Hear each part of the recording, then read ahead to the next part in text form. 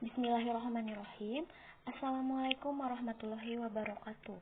Di sini saya dari kelompok 6 yang beranggotakan 2 orang, yaitu saya sendiri Asyul Fasantosa Putri dan teman saya ada Akmal Erlan Maulana. Nah, di petunjuk di sini ada pokok bahasan, peta konsep, dan penutup.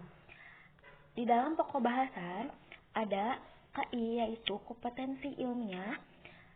KI-nya ada 3.6, yaitu menganalisis fenomena radiasi elektromagnetik, pemanfaatannya dalam teknologi, dan dampaknya pada kehidupan sehari-hari. Yang kedua ada 4.6, yaitu mempresentasikan manfaat radiasi elektromagnetik dan dampaknya pada kehidupan sehari-hari. Di sini ada KD-nya, yaitu kompetensi dasarnya. Yang pertama ada hipotesa Maxwell tentang elektromagnetik. Yang kedua ada percobaan Henry Church. Yang ketiga ada karakteristik gelombang elektromagnetik. Yang keempat ada spektrum game dan tentang ukurannya. Yang kelima ada spektrum game dan sejarah penemuannya. Yang keenam ada sumber berbagai spektrum game.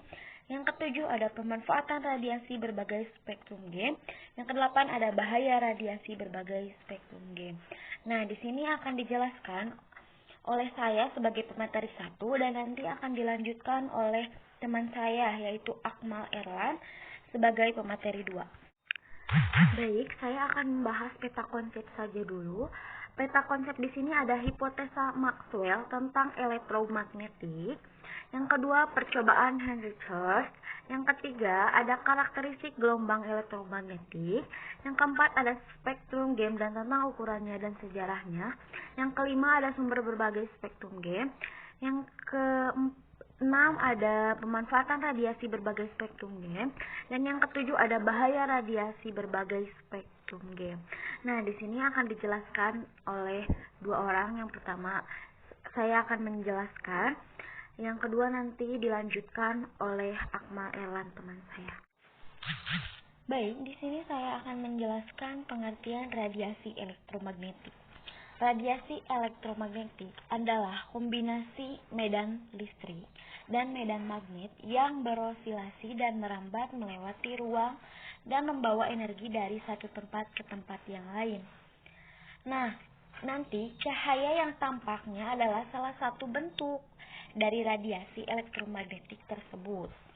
Nah, penelitian teoritis tentang radiasi elektromagnetik ini disebut elektrodinamik, subbidang elektromagnetisme. Nah, gelombang elektromagnetik ditemukan oleh Heinrich Hertz. Nah, gelombang elektromagnetik ini termasuk gelombang transversal. Nanti, setiap muatan listrik yang memiliki percepatan akan memancarkan radiasi elektromagnetik. Teman-teman, ketika kawat atau penghantar seperti antena ini, seperti gambar yang ada di sini, nanti menghantarkan arus bolak-balik, sehingga radiasi elektromagnetik dirambatkan pada frekuensi yang sama dengan arus listrik. Tapi bergantung pada situasi. Gelombang elektromagnetik ini dapat bersifat seperti gelombang atau seperti partikel loh. Sebagai gelombang yang dicirikan oleh kecepatan cahaya, panjang gelombang, dan frekuensi. Nah, nanti kalau dipertimbangkan sebagai partikel, mereka diketahui itu sebagai foton. Dan masing-masing mempunyai energi yang berhubungan dengan frekuensi gelombang yang ditunjukkan oleh hubungan Planck E sama dengan Hf, di mana E adalah energi foton, H ialah konstanta Planck, dan F adalah frekuensi gelombang. Nah, di sini saya juga akan menjelaskan tentang pemanfaatan radiasi elektromagnetik dalam teknologi. Pemanfaatannya yang pertama ada gelombang radio MF dan HF, yaitu yang digunakan untuk komunikasi melalui radio, karena MF dan HF dapat dipantulkan oleh lapisan ionosfer, sehingga gelombang ini dapat mencapai jarak dan tempat yang jauh. Nah, yang kedua ada gelombang UHF dan FHF, yang digunakan untuk komunikasi satelit. Gelombang ini dapat menembus lapisan atmosfer sehingga mencapai satelit. Yang ketiga, ada gelombang mikro yang digunakan untuk memanaskan makanan atau biasa yang disebut dengan microwave. Yang keempat, ada sinar inframerah. Sinar inframerah ini digunakan untuk terapi fisik dan dimanfaatkan sebagai perantara menyembuhkan penyakit cacar.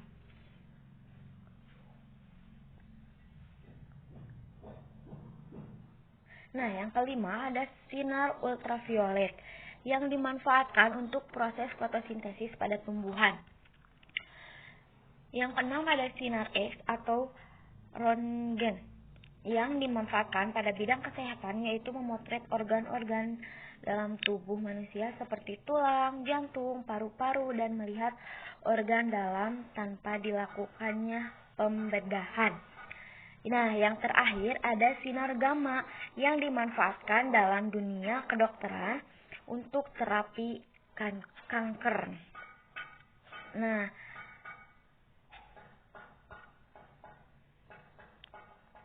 sekarang ada dampaknya dalam kehidupan sehari-hari. Yang pertama, dapat menyebabkan kanker kulit. Nah, dari sinar ultraviolet. Yang kedua, dapat menyebabkan katarak mata dari sinar ultraviolet juga. Dapat menghitamkan warna kulit dari sinar ultraviolet juga.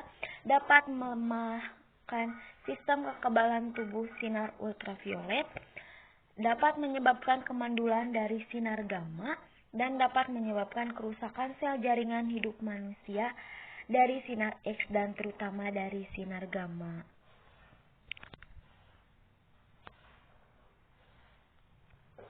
Nah, sekarang saya akan menjelaskan juga sejarah adanya radiasi elektromagnetik. Gelombang elektromagnetik ini ditemukan oleh Ernst Rudolf Hertz. Setiap muatan listrik yang memiliki percepatan memancarkan radiasi elektromagnetik. Waktu kawat atau penghantar seperti antena menghantar arus bolak-balik, radiasi elektromagnetik dilambatkan pada frekuensi yang sama dengan arus listrik. Bergantung pada situasi, gelombang elektromagnetik ini dapat bersifat seperti gelombang loh, atau seperti partikel juga, sebagai gelombang yang dicirikan oleh kecepatan cahaya. Panjang gelombang dan frekuensi kalau dipertimbangkan sebagai partikel.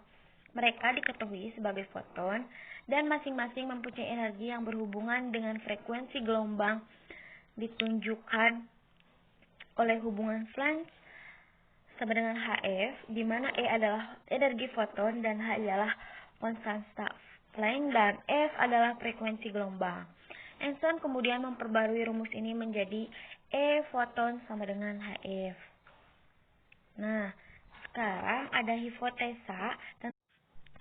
Di sini ada hipotesa tentang teori Maxwell, yaitu Maxwell mengemukakan sebuah hipotesis bahwa perubahan medan magnet pada dinamo dapat menimbulkan medan listrik dan sebaliknya, perubahan medan listrik dapat menimbulkan medan magnet. Adapun percobaan yang digunakan Maxwell dalam hipotesanya adalah dua bola isolator yang diikat pada ujung pegas. Kedua bola diberi muatan listrik yang berbeda, yaitu muatan positif dan negatif. Perubahan listrik yang diberikan pada pegas terhadap waktu akan menghasilkan medan magnet yang berbeda pula. Nah, proses berantai dari perubahan medan listrik dan medan magnet yang berbentuk gelombang menjalar ke segala arah. Gelombang ini disebut gelombang elektromagnetik. Nah, seperti yang ada gambar di bawah ya ini. Perhatikan. Lalu gelombang ini dapat berupa cahaya gelombang radio, yaitu sinar X, sinar gammanya atau yang lainnya. Hal ini dapat diilustrasikan sebagai bak air yang tenang diberi sentuhan sedikit, maka terjadi gelombang yang menyebar ke segala arah. Gelombang elektromagnetik tersusun atas perambatan medan listrik E dan medan magnet yang saling tegak lurus satu sama lain. Nah, perhatikan gambar yang sudah ada di PowerPoint ini. Lanjut, kita akan menjelaskan tentang percobaan Henry Church. Percobaan Henry Church ini pada tahun 1888, seorang fisikawan dari Jerman yang bernama Henry Church secara kebetulan berhasil membuktikan adanya gelombang elektromagnetik ini. Nah, harus melakukan pengukuran untuk menghitung cepat lambat gelombang yang ternyata nilai cepat lambat yang ia dapatkan sangat dekat dengan nilai cepat lambat cahaya. Makanya tidak diragukan lagi, maka percobaan Hertz ini merupakan bukti yang sangat telak akan kebenaran hipotesis Maxwell. Nah, mulanya beliau itu melalui alat percobaannya, Hertz memberikan tegangan induksi yang sangat tinggi kumparan S. Ketika tegangan induksi ini sudah sedemikian tinggi, timbullah loncatan bunga api listrik pada kutub A dan B. Anehnya, pada saat yang bersamaan, timbul juga percikan bunga api pada kutub C dan D, yang dapat dianggap sebagai ujung-ujung sebuah cincin yang terpotong. Seakan percikan bunga api dan kutub A dan B menjalar ke kutub C dan D. Melihat fenomena ini, maka Hertz teringat akan hipotesis Maxwell tentang gelombang elektromagnetik. Begitu. Nanti selanjutnya materi yang belum disampaikan akan dijelaskan oleh pemateri 2 oleh teman saya yaitu Akmal Erlan.